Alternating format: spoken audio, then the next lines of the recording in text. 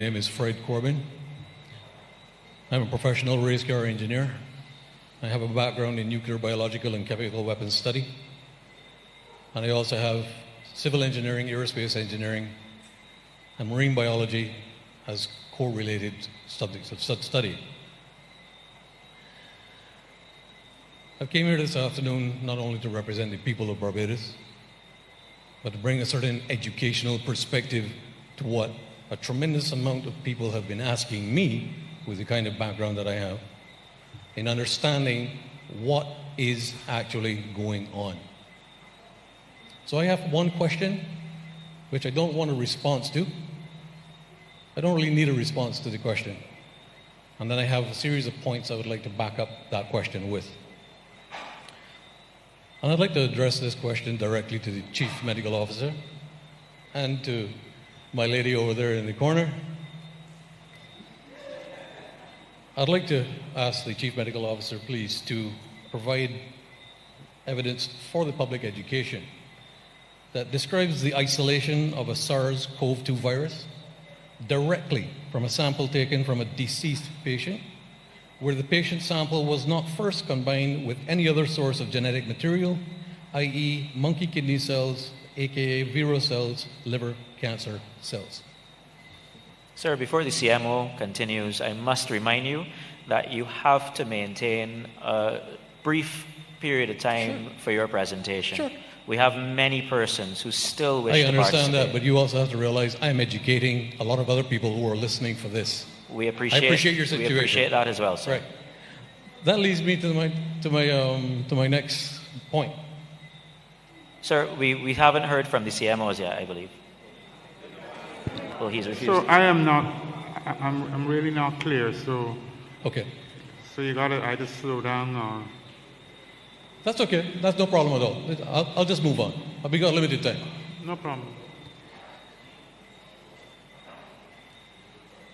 Addressing the situation where a lot of people believe that the SARS-CoV-2 is a novel coronavirus. SARS-CoV-2 is a subclade of the beta coronavirus family. And how do we know this? Simply because we did cross-referencing via the international taxonomy reviews and then correlated those with actual genetic sequences and reviewed them against the patent records that were available, and it is apparent that the declaration of a novel coronavirus is a fallacy. There are several coronavirus sequences that have been uploaded, but there was not one single identified novel coronavirus, none at all. Furthermore, patents on coronavirus sequences were sought as early as 1999. Up until 1999, patenting of coronavirus sequencing was uniquely isolated to veterinary science. First vaccine patent for coronavirus was sought by Pfizer, and more specifically, the patenting of the S-spike protein, the same thing we've allegedly only just discovered. First patent application was filed January 28, 2000, 21 years ago. There is nothing new about this. And in support of that, we have this document. This is the evidence supporting that. This is the evidence which shows that that SARS is no naturally evolved virus. It's not a naturally evolved virus. No one has ever produced a safe and effective vaccine against a coronavirus. It has never been done. And it never will be done, simply because it's not possible. Therefore, I go on and I quote, the co-receptor dependent phagocytic general method of action, for those who don't understand that, okay, this is science talk, okay? I'm following the science now, so bear with me. General method of action for infectivity and pathogenicity, in other words, this is what makes it so deadly, okay, of SARS-CoV-2 appears to be specifically related to cumulative charge resulting from inserts placed on the surface of the spike receptor binding domain. What does that tell you? This is a lab-engineered phenomenon.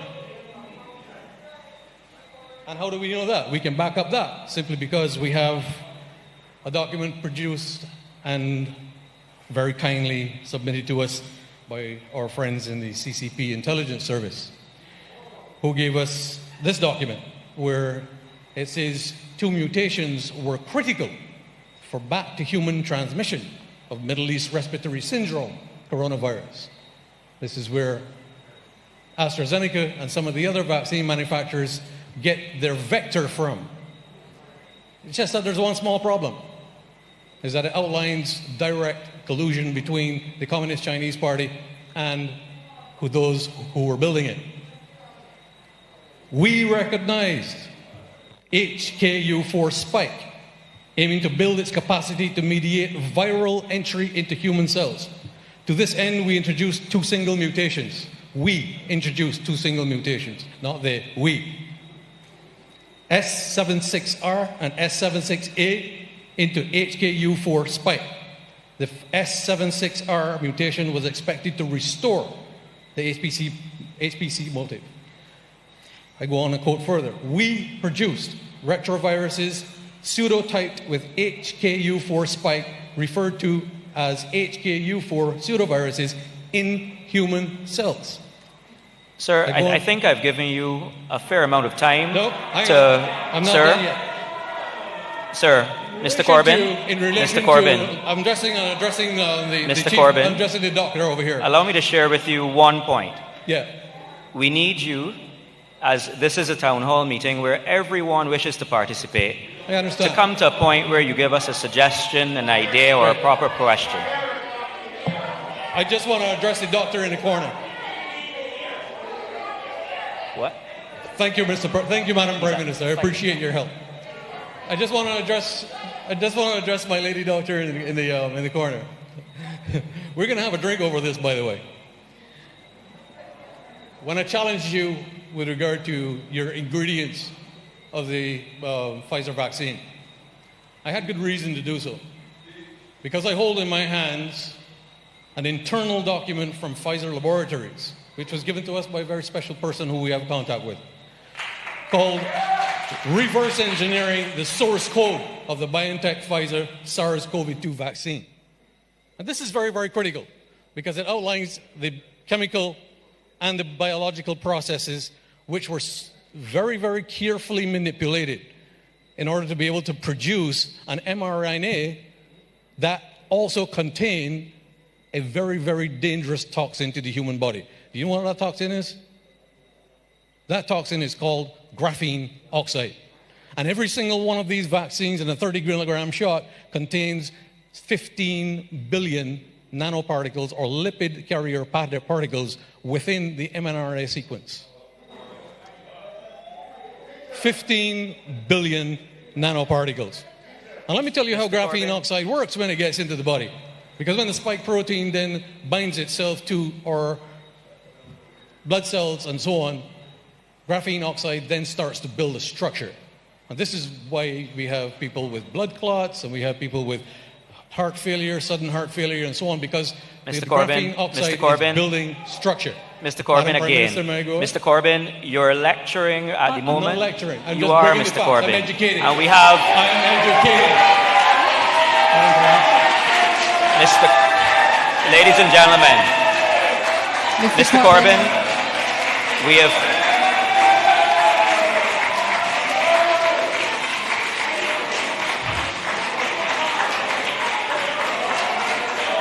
Ladies and gentlemen, can I have your attention? Mr. Corbin, we have definitely now given you sufficient time to make your presentation. We have to give others a similar opportunity. And therefore, I have to ask you to please make a point, provide a question, or we will have to cut your microphone. Okay. One last question. As much as you have support in the audience, we have a number of persons who need to be heard as well. This is your final opportunity, Mr. Corbin. I appreciate that, sir. Thank you, Madam Prime Minister. I just want to make sure that everybody understands that Barbados is actually a signatory to the Convention on the Prohibition and Development and Production and Stockpiling of Bacteriological and Toxic Weapons. And we signed that treaty on the 16th of July 1976. However, the patent databases that we have accessed proves that COVID-19 and COVID-19 vaccines are in fact a bioweapon. And how do we support that? Because we have a copy of the mysteriously deleted Wuhan databases that tell us everything. Thank you very much. Thank you very much, Mr. Corbin.